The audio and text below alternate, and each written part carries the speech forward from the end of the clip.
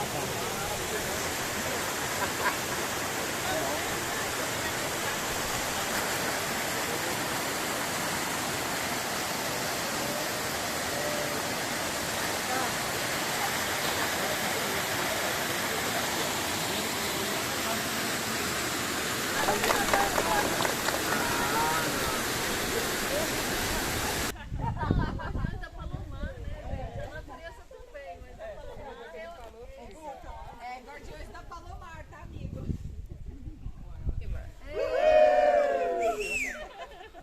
Aê! Valeu, valeu. Então, gente, Vamos lá agora, vamos organizar. em primeiro lugar, muito obrigada por vocês todos nessa manhã aqui com a gente. Semana passada, não sei se vocês sabem da história, vou falar muito rapidinho. Cadê Laumira?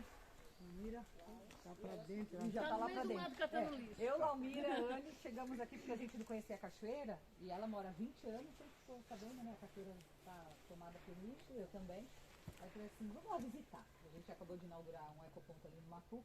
A gente chega aqui, tá essa daqui, sozinha, no meio do mato, com um cesto, empacando as coisas. E ela, a gente chegando, ela gritou, eu falei, ai meu Deus, eu pensei que era ele chegando.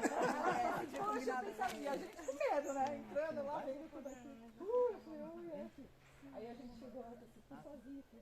Cortou nosso coração, né? Foi um chamado, nós já saímos, botamos o bote, fomos pegar.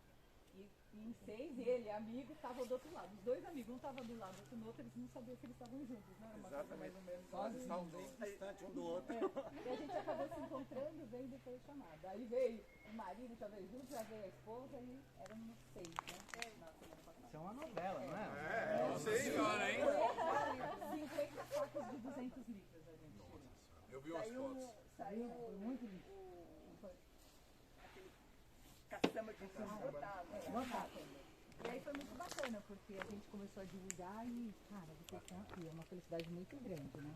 Então a gente se organizou em uma semana. Olha o poder né, da comunicação, da boa ação. Então foi muito show de bola, agradeço mesmo. Acho que agora é tomar café da manhã, a gente vai fazer aí um